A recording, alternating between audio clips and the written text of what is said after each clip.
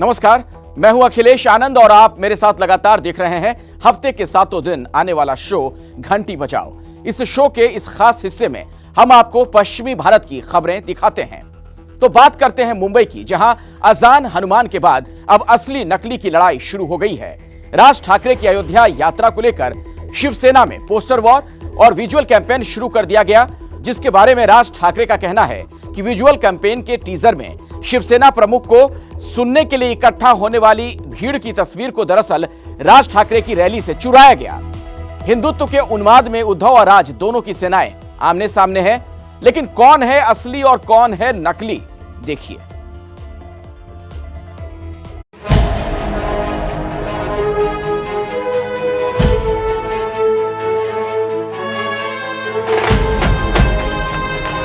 असली आ रहे हैं, नकली से सावधान। इस शनिवार को उद्धव ठाकरे की रैली को लेकर यही नारा लगाया जा रहा है। यहां कहने की कोशिश ये कि राज ठाकरे का हिंदुत्व नकली है और हिंदुत्व के ठेकेदार तो शिवसेना प्रमुख उद्धव ठाकरे हैं, जिनकी 14 मई को मुंबई के बांद्रा कुर्ला कॉम्प्लेक्स में बड़ी रैली आयोजित की जा रही है। तमाम हिंदू बांधवांनो भगिनींनो आणि मातांनो, लेकिन मामला फंसा है इस रैली के प्रचार के लिए बनाए गए वीडियो टीजर में इस्तेमाल की गई तस्वीरों को लेकर। शिवसेना पर एमएनएस ने पलटवार करते हुए कहा, इस वीडियो में राज ठाकरे की रैली का फुटेज लगाया गया।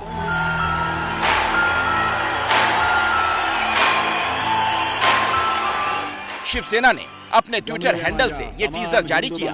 दरअसल टीजर की शुरुआत की 5 सेकंड में जिन फुटेज का इस्तेमाल किया गया वो राज ठाकरे की रैली का फुटेज बताया जा रहा है।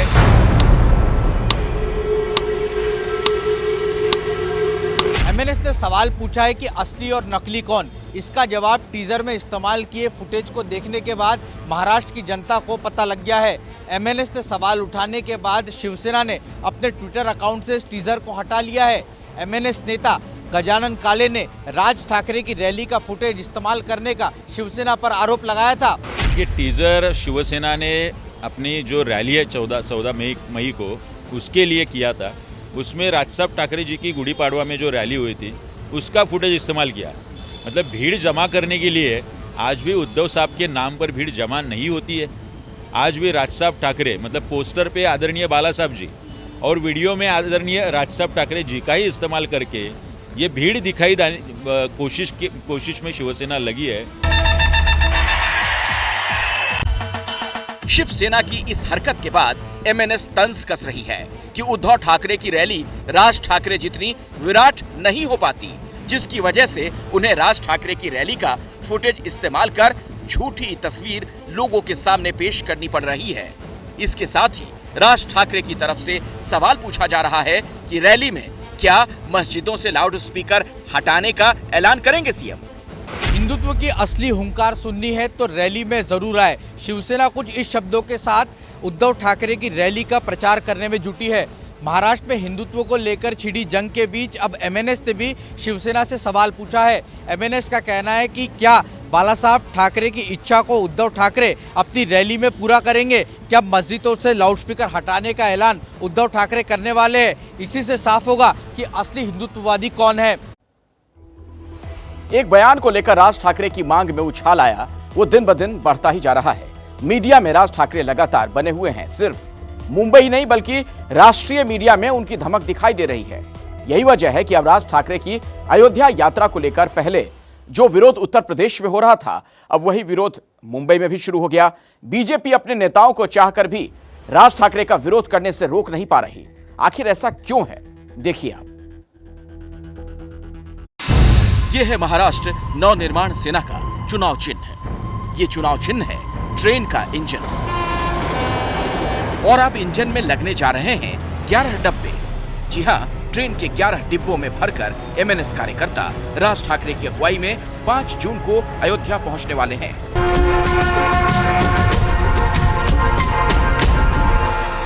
टिकट कट चुके हैं, डिब्बे तैयार हो रहे हैं और हिंदुत्व का नया परचम उठाकर हनुमान चालीसा विवाद को बढ़ाने वाले राज ठाकरे अपने कदम और तेज कर रहे हैं।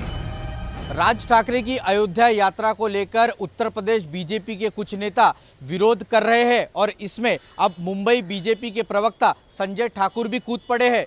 उन्होंने राज ठाकरे को पत्र लिखकर ये मांग की है कि मुंबई में जिन उत्तर भारतीयों के साथ राज ठाकरे की पार्टी के कार्यकर्ताओं ने मारपीट की थी उस मामले में वे माफ़ी मांगे। राज ठाकरे जी की पार्टी द्वारा किए गए जो काम हैं, अगर आप मीडिया को देखें तो आपका दिल दहल जाएगा। वो गरीब खोमचे वाले, वो गरीब काम करने वाले, रोज़ अपनी रोटी कमा के खाने वाले लोग, उन लोगों के साथ उनके मनसैनिकों ने जो कृत्य किया था उसके लिए उन्हें खेद जरूर प्रकट करना चाहिए। पूरे देश में इस बात की चर्चा है कि राज ठाकरे जी अगर ऐसा कर रहे हैं तो क्या विगत में उनके द्वारा किए गए कार्यों के लिए उनको पछतावा है कि नहीं है। बीजेपी प्रवक्ता संजय ठाकुर के राज ठाकरे को लिखे खत और उसमें किए गए विरोध की खबर जैसे ही मीडिया में आई, मुंबई बीजेपी ने इसे उनका व्यक्तिगत मत बताते हुए इस विवाद से पार्टी को किनारे कर लिया। राज ठाकरे जी के बारे में आज जो संजय ठाकुर का वक्तव्य था वह उनका व्यक्तिगत वक्तव्य था। इससे मुंबई भाजपा का कोई भी संबंध नहीं है। देश के किसी भी धार्मिक स्थल पर कोई भी जाके दर्शन कर सकता है और अयोध्या नगरी में श्री राम भक्त के रूप में राज ठाकरे जी का स्वागत है। राज ठाकरे दौरे के ऐलान के बाद से ही विरोध देखने को मिल रहा था। इससे पहले अयोध्या के कुछ साधु संत और उत्तर प्रदेश से सांसद बृजभूषण सिंह ने भी राज ठाकरे को अयोध्या नहीं आने को कहा था। जब तक वो उत्तर भारतीयों से माफी नहीं मांगते अपने किए गए पुराने पाप का, तब तक अयोध्या में छोड़ दीजिए, वो उत्तर प्रदेश, झारखंड, बिहार, दिल्ली कहीं कदम नहीं रख पाएंगे। मेरी एक बात सुन लीजिए कि राज ठाकरे नहीं आ सकते, नहीं आ सकते, नहीं आ सकते। कोई माई का लाल पैदा नहीं हुआ जो राज ठाकरे को यहाँ ले आवे। राज ठाकरे के अयोध्या दौरे को लेकर हो रहे विरोध के बीच पार्टी ने अयोध्या के लिए भव्य तैयारी शुरू कर दी है। एमएनएस प्रमुख राज ठाकरे 5 जून को अयोध्या पहुंचकर भगवान श्री राम के दर्शन करेंगे। राज्य के अलग अलग शहरों से करीब 11 ट्रेनें कार्यकर्ताओं के लिए बुक की गई हैं। राज ठाकरे इस दौरे के जरिए हिंदुत्व की नई लकीर खींचना चाहते हैं, इसीलिए वो और उनकी पार्टी इस दौरे को भव्य बनाने की तैयारी में है। इस बीच सवाल यह है कि राज ठाकरे के अयोध्या दौरे को लेकर हो रहे विरोध के बीच क्या राज ठाकरे अपनी चुप्पी तोड़ेंगे। साल 2008 में मुंबई में जो उत्तर भारतीयों के खिलाफ एमएनएस के कार्यकर्ताओं ने उत्पात मचाया था, जो मारपीट की थी, क्या उस मामले में राज ठाकरे खेद व्यक्त करेंगे? क्या राज ठाकरे अपनी शख्सियत के खिलाफ जाकर चुप्पी तोड़ेंगे या फिर इस राजनीति की नई बिसात जो है वो बिछाएंगे? ये सवाल बने हुए हैं। कैमरा पर्सन उत्तम के साथ रौनक कुकड़े, एबीपी न्यूज़, मुंबई। और अब बात करते हैं औरंगाबाद में राज ठाकरे की रैली के बाद यहां रैली करने पहुंचे एमआईएम के नेता अकबरुद्दीन ओवैसी की। अकबरुद्दीन ओवैसी रैली करने के लिए तेलंगाना से आने के बाद सबसे पहले औरंगजेब के मकबरे पर गए, उसके बाद पहुंचे रैली में। रैली में अकबरुद्दीन ने राज ठाकरे का नाम लिए बिना खूब हमले किए। मैं किसी का जवाब देने नहीं आया, मैं किसी को बुरा बोलने नहीं आया। जरूरत ही नहीं है, जरूरत ही नहीं है, तुम्हारी हैसियत नहीं कि मैं तुमको जवाब दूं। अरे मेरा तो एक एमपी है, तू तो बेघर है, तेरा क्या जवाब दूं? तू तो गुमनाम है, तेरा क्या जवाब दूं? तू तो नाखलफ है, घर से निकाला गया था, तेरा क्या जवाब दूं? अकबरुद्दीन ओवैसी के भाषण बेहद धारदार होते हैं। उनके बोलने का अंदाज कुछ ऐसा है कि उन्हें सुनने वाले उत्तेजित हो जाते हैं। और महाराष्ट्र के औरंगाबाद से उनकी पार्टी के एक सांसद भी हैं, तो उसकी शेखी बखाड़ने से वो कैसे चूक जाते? अकबरुद्दीन ने यहां आकर यहीं पर हुई राज ठाकरे की रैली का जवाब देने का प्रयास किया। आएगा हर एक का सवाल, हर एक का सवाल आएगा। खुदारा नौजवानों से कहूंगा कि जो भी होने दो, जो भी का छोड़ो, मैं तो कहूंगा जो भी कुत्ता जैसा भी भौंकता है भौंकने दो। जो भी ब्रीड का जैसा भी भोंकता है भोंकने दो। कुत्तों का काम भौंकना है, शेरों का काम खामोश चला जाना है। अकबरुद्दीन ओवैसी जहां जाते हैं, सुनने वालों के अंदर जोश भर देते हैं। लेकिन अकबरुद्दीन ओवैसी इस बात की भी समझ रखते हैं कब किस पर हमला करना, किसे बात का जवाब देना और किसका नाम लेना है या नहीं लेना है। औरंगाबाद में अपने भाषण में उन्होंने राज ठाकरे पर हमले तो खूब किए, लेकिन नाम एक बार भी नहीं लिया। ये इस बात को दर्शाता है कि वो जानते हैं ऐसा करने से औरंगाबाद में ध्रुवीकरण हो सकता है और ऐसा होने पर ये सौदा उन्हें भारी पड़ सकता है।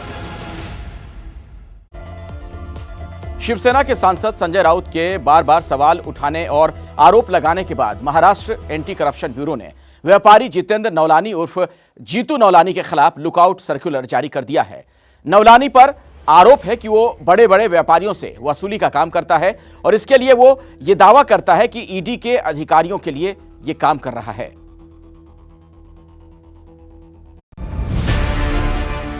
क्या महाराष्ट्र की पुलिस को चकमा देकर भाग गया प्रवर्तन निदेशालय का नाम लेकर वसूली करने वाला Jitu Naulani? Maharashtra anti corruption bureau को ये शक है कि नौलानी के खिलाफ जब एफआईआर दर्ज की जा रही थी तभी उसे इस बात की जानकारी किसी ने दे दी, जिसके बाद वो शायद भारत छोड़कर भाग गया। एसीबी ने नौलानी के खिलाफ 5 मई को प्रिवेंशन ऑफ करप्शन एक्ट की धारा 7A और 8 के तहत मामला दर्ज किया था। उस पर आरोप लगा है कि उसने शहर के अलग अलग व्यापारियों से करीब 59 करोड़ रुपए की वसूली की है। शिवसेना के नेता और सांसद संजय राउत ने आरोप लगाया था कि केंद्रीय एजेंसी के कुछ वरिष्ठ अधिकारी वसूली का रैकेट चला रहे हैं, जिसके लिए वो बड़े बड़े व्यापारियों को मनी लॉन्ड्रिंग के मामलों में फंसाने का डर दिखाते हैं। तो खबरें आ रही है, इस बारे में मेरे पास जानकारी नहीं है, लेकिन एंटी करप्शन ब्यूरो ने उनके खिलाफ एक मामला दर्ज किया है और जांच की शुरुआत भी हो गई है। ईओडब्ल्यू ने भी उनके खिलाफ जांच की शुरुआत की है। अब वो कहाँ है क्या नहीं, ये मेरा लुकआउट नहीं है, लेकिन जरूर जानकारी लूंगा मैं। लेकिन अगर ऐसा हुआ है तो जरूर कोई ऐसी शक्ति है जिसने उनको देश के बाहर भागने के लिए मदद की। एसीबी के एक बड़े अधिकारी ने बताया कि एफआईआर दर्ज होने के 24 घंटे के भीतर ही जितेंद्र नौलानी के खिलाफ एलओसी जारी किया गया था।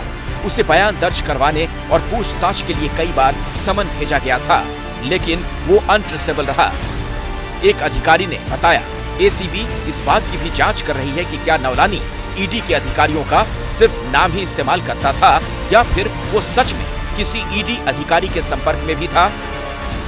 एफआईआर के मुताबिक नौलानी ने पैसे कंसल्टेंट फीस के तौर पर या फिर लोन के तौर पर लिए थे, जिसे कि अलग अलग शेल कंपनी में ट्रांसफर किया गया था। एसीबी का दावा है ये पैसे उसने 2015 से 2021 के बीच जमा किए थे।